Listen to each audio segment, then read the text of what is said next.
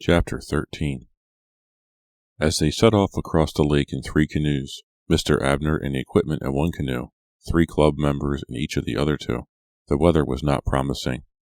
High clouds had drifted across the sun, and both the sky and water were an ominous gray. A light fog made it hard to see where the water left off and the sky began. No one said anything, only the sound of the paddles splashing rhythmically in the water, and the raucous honking of 2 large ducks flying overhead broke the silence. Della leaned forward, looking past Maya to Pete in the front of the canoe, matching her paddle strokes with his. The waves were stronger this trip, tossed by a warm but gusting wind, and it was more difficult to keep the small canoe moving forward. "Is this a silent movie or what?" Mr. Abner called from his canoe, several feet ahead of them. "How about some noise, you guys? Anybody know any songs?" "No," Ricky, Gary, and Suki called in unison. "It's too early on a Saturday morning for songs," Suki added.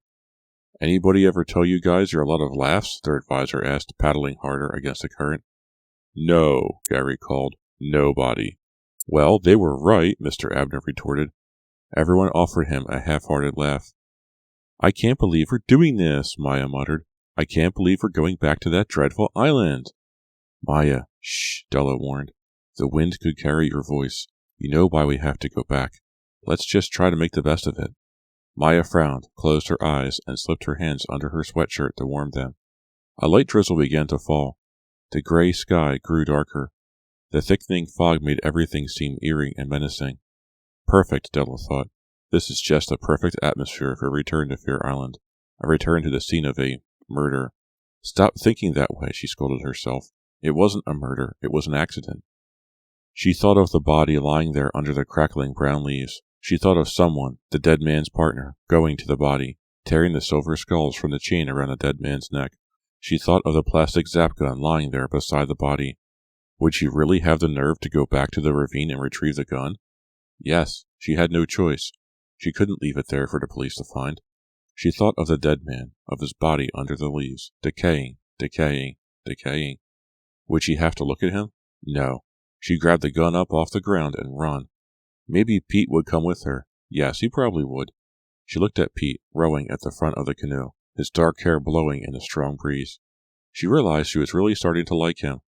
When she had arrived at the lake an hour before and had seen Gary arrive with Suki, it hadn't bothered her. She had looked at Gary and not felt those pangs, those feelings of, why aren't we together? Now Gary had become just another guy from school, and she was glad. The rain stopped and the cloud cover lightened a bit as they climbed out of the canoes and dragged them onto the rocky beach. The whole island appeared in shades of gray. The trees, the dunes, the beach. Della felt as if she had stepped into a black and white movie. "Pull the canoes over by the trees," Mr. Abner instructed, not noticing that they already were. "We'd better be careful," Della thought. "We'd better not give away the fact that we already know the island." "Is this whole island solid woods?" she asked. "I haven't been here since I was a little girl." "As far as I know," Mr. Abner said, tugging his canoe with all of the tents and equipment inside. "I've never been to the other side of the island. Don't know what's over there." He let go of the canoe. "Hey, that's a good idea. Let's hike to the other side of the island. It's a great morning for a hike." "Oh no," Suki groaned. No one else showed much enthusiasm either. Don't we have to set up the tents and get firewood and stuff first?" Ricky asked hopefully. "We'll leave everything with the canoes," Mr. Abner said, choosing to ignore their reluctance. "We'll set up when we get back. Come on, everyone. Drop everything and take your backpacks. It won't be a long walk, just 2 or 3 hours at most." He picked up his blue backpack and swung it onto his shoulders, an excited smile on his face. Della and her friends could see that there was no use grumbling about it. They were going on a hike across the island to the other side. "Great day for a hike," Pete said, walking next to her, an ironic grin on his face. "How you doing?" "Me? Okay, I guess. I sure wish this weekend were over." She picked up her backpack. He held it for her while she shoved her arms through the straps. "You and me both," he said, sighing. The drizzle began again, not exactly rain, but a fine mist that made everything feel wet, even the air they breathed. "I'll go with you to get the zap gun. Maybe we can sneak away during the hike." Della looked up and saw Mr. Abner staring at them. "Maybe we'd better do it after the hike," she whispered. "We'll go later, when everyone's gathering firewood." "Thanks," she whispered. "I just hope we're not hiking the whole weekend." Mr. Abner is a lot more gung-ho about this than I thought he'd be. They followed the others into the woods. Della pulled up the hood on her sweatshirt. It covered her head and hair, but it didn't keep out the cold or the increasing sense of dread she was feeling. She didn't want to be walking again through these woods, her sneakers crunching over the dead brown leaves. The ground sloped sharply up. Her sneakers slid on the mud. The footing was getting slippery from the rain. She grabbed Pete's arm and he helped pull her up a steep incline. They stepped carefully over a fallen tree and followed the others deeper into the woods. Suddenly, Mr. Abner came jogging hurriedly back to them, holding a video camera up to his eye. "Don't look at the camera," he instructed, pointing it at Della and Pete, walking backward to keep them in the picture. They stopped to stare at the camera. "No, don't stop," he cried. "Keep walking. Act natural." "Mr. Abner, what are you doing?" Della asked. "I'm making a complete record of our overnight," he said, still taping them. "When we get back home, I'll make a copy for everyone to keep." The poor guy, Della thought. He just doesn't know what's going on. He has no idea that this isn't an experience the rest of us are going to want to remember. This camping trip is something we're all going to want to forget as quickly as possible. "You can at least smile," Mr. Abner urged, walking backward, keeping the video camera fixed on them. Della and Pete made a feeble attempt at smiles. Then, suddenly, Mr. Abner's heel caught on an upraised root, and he toppled over backward into the mud. The 6 club members tried their best not to laugh, but the sight of him falling onto his backside, video camera leaping out of his hands, his long legs flying into the air, was too hilarious, and they all enjoyed a good laugh. He climbed up slowly, looking embarrassed, and checked over the video camera to make sure it was still functioning. "Hiking rule number 1. Don't face the wrong way when you walk," he said, brushing wet leaves and dirt off the seat of his jeans. Then he added, "I just did that to wake you guys up. That's the first laughter I've heard all morning." He was right, Della realized. They weren't doing a very good job of acting normal. But what could they do? None of them, not even Ricky, felt like joking around. It was hard for Della to even think straight. She just kept thinking about how she had to sneak away and what she had to do. They hiked for what seemed like days, stopping only once to eat the sandwiches they had brought. Finally, feeling tired and extremely edgy, they reached their destination. The other side of the island, not surprisingly, looked exactly like the side they knew. The pine trees gave way to the low dunes of a rocky beach. If there was land across this side of the lake, they couldn't see it. Low clouds and fog blocked the view. "It's kind of pretty," Della said to Pete, staring out at the lake. "So gray and mysterious. It's almost dreamlike." "I guess," Pete said, shifting his backpack. He groaned. "This thing was light when we started out. Now it weighs a ton." Mr. Abner finished videotaping the shoreline and lowered his camera. "Doesn't look as if those clouds are going to lift," he said, making a visor with his hand on his forehead to shield his eyes from the glare. "What do we do now?" Ricky asked him grumpily.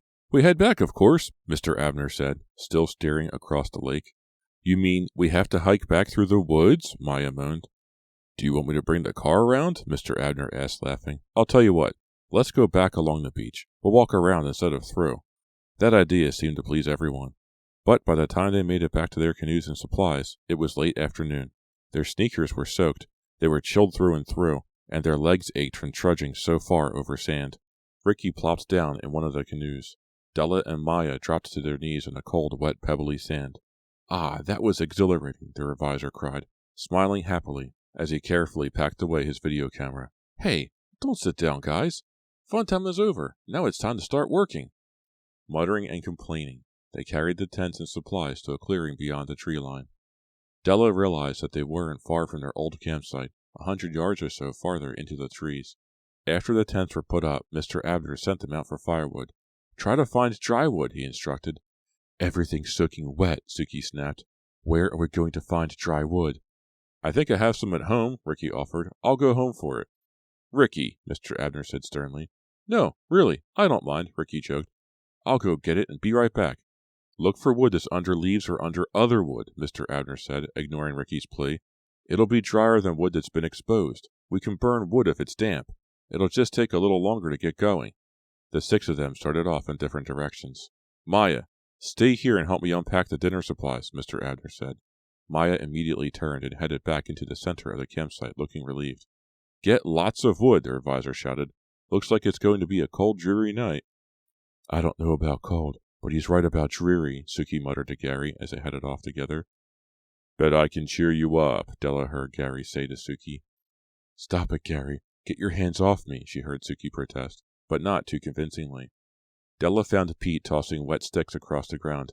"Nothing is dry," he muttered. "Abner's crazy." A sudden wind came up, shaking tree branches and sending leaves flying in different directions. "This is the longest day of my life," Della sighed. "You'll feel better once me." Pete's voice trailed off. He looked around. No one was in sight. "Hey, let's go." "Huh?" "Let's go get Ricky's gun, right now, while there's still a little light." Della hesitated. She could feel her throat tighten and a heavy feeling begin to grow in her stomach. "I guess Abner's busy with Maya in camp. He won't notice. We'll go grab the gun and be back here in a couple of minutes." "Okay," Della said, pulling up her sweatshirt hood. "I guess this is as good a time as any." They started off together in the general direction of the ravine. "Hey, where are you guys going?" It was Abner. They turned around, startled to see him in the woods. "We were just, Come on, guys," Abner scolded, shaking his head. "You know the rules. No hanky-panky." "But we weren't," Della protested. "Of course you were," Abner insisted, laughing. "Come back closer to camp. You don't have to go this far for wood." "Okay," Della and Pete said in unison. They followed him back to the campsite and started gathering firewood at the edge of the tree line. "We'll never get away. Never," Della moaned. "Shh. Look," Pete pointed. Abner and Maya had gone to the other side of the clearing. "Come on. He can't see us. Let's try again." "Okay. Quick," she said, her eyes on Abner. "Do you remember exactly where the ravine is?" Pete asked. Her sweatshirt hood was caught in her hair. He helped her straighten it out. His hand felt cold as it brushed against her forehead. I'm pretty sure." "Then let's go," Pete said. They hurried into the trees. As they quickly made their way over the wet, slippery ground, he reached for her hand. He dropped it when they heard the scream. It came from the campsite, a shrill, ear-piercing scream, a scream of absolute horror. Della recognized it immediately. "It's Maya!" she cried. Chapter 14. A second scream tore through the trees, a scream for help. Della and Pete got to the campsite together just as Gary and Suki appeared, looking frightened and confused. "Maya, where are you?" Della called. Ricky stumbled into the clearing, carrying a stack of sticks in his hands. He tossed the sticks next to one of the tents. "What's all the racket?" "Over here!" Maya cried. Her voice came from near the edge of the woods on the other side of the tents. "Help, please!" Her heart pounding, Della ran around the tents toward Maya's voice, followed by the others. They found Maya on her knees beside Mr. Abner, who was lying on his back. She was cradling the advisor's head in her arms. As the others drew closer, they could see that his eyes were closed, his mouth open, a rivulet of blood trickling down from his scalp. "Maya, Mr. Abner, what? He's out cold," Maya told them. "I can't bring him to." "But who did it?" "Did you see it happen?" "Did he fall? Was he shot?" Pete and Gary knelt down beside Maya. Gary put his hand on Mr. Abner's sweatshirt above the chest. "His heart is beating okay," he said. "What happened?" "He was hit," Maya said, her voice trembling. "Hit over the head. I saw someone, a man. He ran off into the trees." She looked past them to the woods. "That way." "A man?" Della cried. "Did you get a good look at him?" "Who was it?" Gary asked. "I don't know. It was like a blur," Maya said. "A dark blur. He was wearing a black jacket, I think." Mr. Abner groaned and turned his head, but his eyes didn't open. "We've got to get help for him," Maya said. She placed his head gently on the ground and backed away. The sleeves of her sweatshirt were stained with dark blood. "He's hurt bad, I think." Della was surprised at how well Maya reacted in an emergency. She's stronger than anyone gives her credit for, Della thought. "Who did it? Why?" Suki asked, hands on her hips. She looked more angry than frightened. "Maybe it's the dead man's partner," Pete said, looking at Della. "Maybe he's followed us back here." "And now he plans to croak us, one by one," Ricky said, staring into the trees, his round face suddenly tight with fear. "Shut up, Shore," Suki snapped. "You always know how to make things worse." "What could be worse?" Maya said quietly. She ran around to the other side of the tent. A few seconds later, she reappeared carrying a rolled-up sleeping bag, which she tucked under Mr. Abner's head. "Someone unfold another sleeping bag and cover him up," she ordered. Pete ran to get one. "We're helpless here," Della said, thinking out loud. "We can't help Mr. Abner, and we can't do anything to protect ourselves if whoever did it comes back." "Some of us have got to go to town for help," Maya said, helping Pete spread a sleeping bag over the teacher. "I'll go," Ricky cried immediately. "Not too eager or anything, are you sure?" Suki said. "Get off my case," Ricky snapped angrily at her. "Who's going to make me?" Suki made a face back at him. Stop it. Come on. Knock it off, Gary said heatedly. We've got an emergency here. He's losing a lot of blood, Maya said, pressing a handkerchief against the side of Mr. Abner's head, trying unsuccessfully to stop the flow. Okay. We'll go get help, Gary said. Come on, Ricky, Suki, let's go. You three stay and watch him. Della watched the three of them hurry toward the canoes. Suddenly, Ricky stopped and turned around. Hey, he called back, my zap gun. What about my zap gun? I'll go get it now, Della answered. She took a deep breath and watched until they disappeared into the trees. I guess I have no choice, she said to Pete. I've got to get the gun back, before they come back with the police. Okay, I'll go with you, Pete said, looking down at Mr. Abner. We'll be back as soon as we can, Maya. No, Maya cried, grabbing his arm. You can't. What? You can't leave me here alone. But, Maya, Della said. No, I mean it. That's not fair. What if the man comes back? There won't be anyone here to help me. You can't leave me like that. You just can't. She's right, Della told Pete. But, Della, I'll have to go get the gun by myself, Della said. You stay and help Maya. But we don't want to come back and find Maya hit over the head too. Or worse. It would be our fault, Pete. You've got to stay with her. I'll be right back. I'll run right to the ravine, grab the gun, and run right back. Pete pulled out of Maya's grasp. No, I can't let you. Look, Della said. She held up the whistle she was wearing around her neck. See this? I have a whistle. It's real loud. If I'm in any kind of trouble, I'll blow it, okay? A whistle? Pete didn't look convinced that this was a good plan, but he looked at Maya, pale and trembling beside him, and he realized he had no choice but to let Della go on without him. I'll be right back, really, Della insisted, thinking that maybe if she kept repeating that, she'd start to believe it. She leaned over on tiptoes and gave Pete a quick kiss on the cheek, for luck. Then she turned and forced herself to jog into the woods. Wait, stop, Della! Pete came running after her. Here, take this. He handed her a big metal flashlight. It's getting kind of dark. She took it from him, surprised by how heavy it was. They turned and walked in opposite directions. She heard Maya calling to him, afraid that he had changed his mind and had left her there. Maya is such a baby, Della thought. But then she argued with herself. Maya's right. She has good reason to be scared, and so do I. She gripped the flashlight tightly. I can use it as a weapon if I need to, she thought. A weapon? What am I thinking of? Have I completely lost my mind? Is this really me, walking through these woods to find a dead man, to retrieve a stupid plastic gun, alone in the woods while some creep prowls about, some creep who hit Mr. Abner over the head, and now might be following me, might be watching me, might be ready to... Stop! Just stop thinking, she told herself. Don't think about anything. Keep moving, keep walking till you find the ravine, and shove everything out of your mind. There's nothing you can think about now that will make you feel better. Nothing you can think about that will make you feel any safer. What about Pete? I'll try thinking about Pete. But she pictured Pete being hit over the head, pictured a man in a black jacket running through the trees, pictured Pete lying on the ground like Mr. Abner, blood trickling down to the ground from his head. Blood on the ground, blood everywhere. No, I can't think about Pete. I'll think about home, safe, warm, quiet. But the dead man's partner was right on my porch, leaving his envelope with the silver skull and the frightening note, right on my porch. He was practically inside my house. He knows where I live. He knows me. Is he watching me now? Is he watching me push my way through the woods? Is he waiting for me to stumble? Waiting for me to fall so that he can pounce? Is he waiting for his revenge? Waiting to pay me back for killing his friend? For burying his friend in leaves and running away? No. Stop thinking. Della looked around and realized she had lost her sense of direction. It all looked the same to her. The rustling trees, the clumps of brown weeds, the floating, shifting dead leaves. Had she been here before? Was she walking in circles? No. This had to be the right direction. She remembered that large, square rock at the bottom of the low hill. Yes, she was heading to the ravine. She was nearly there, maybe. She just had to concentrate on where she was going, chase these other thoughts from her head. It suddenly grew darker, as if someone had turned off some lights. She clicked on the flashlight, throwing a narrow beam of white light on the ground ahead of her. Yes, that was better. At least she could see the ground now, could see to step over that fallen branch and step around that hole and walk away from those clumps of thorns. It's right up here, I think. She stared over the beam of light, trying to see through the trees. She was climbing a steep slope now. Yes, she remembered it.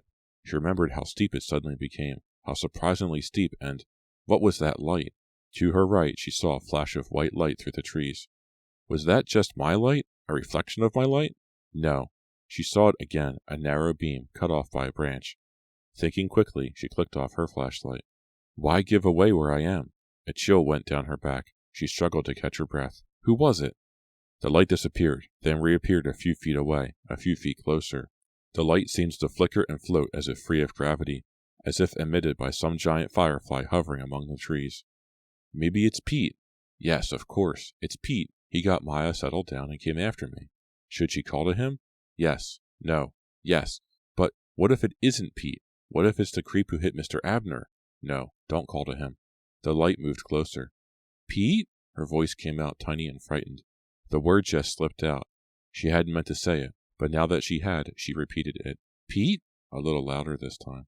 The light floated closer. She could hear footsteps now. Pete? A cough. She heard a man's cough. It wasn't Pete. He was coming toward her now. She froze. How stupid. How stupid to call out and let him know where she was, to bring him right to her. No. No. Stop thinking, and run. She turned and started to flee. She wasn't thinking about anything now. Her mind was empty, clear. All thoughts had been chased away by her fear. She was just running, listening to the crunch of fast-approaching footsteps behind her, and running over the slippery brown leaves, over the fallen limbs and branches, through burrs and brambles and clumps of tall, stringy weeds. She gripped the flashlight tightly in her hand, but she hadn't turned it on. She hadn't time, and she didn't need it. She was running on radar now, the radar of fear. It carried her through the darkness, but the light behind her was floating closer, closer. She was climbing now up a steep slope, climbing away from the light toward... Before she realized it, she was near the top of the incline. Before she realized it, she was at its crest, then over it. She didn't stop, didn't see the fallen tree in her path.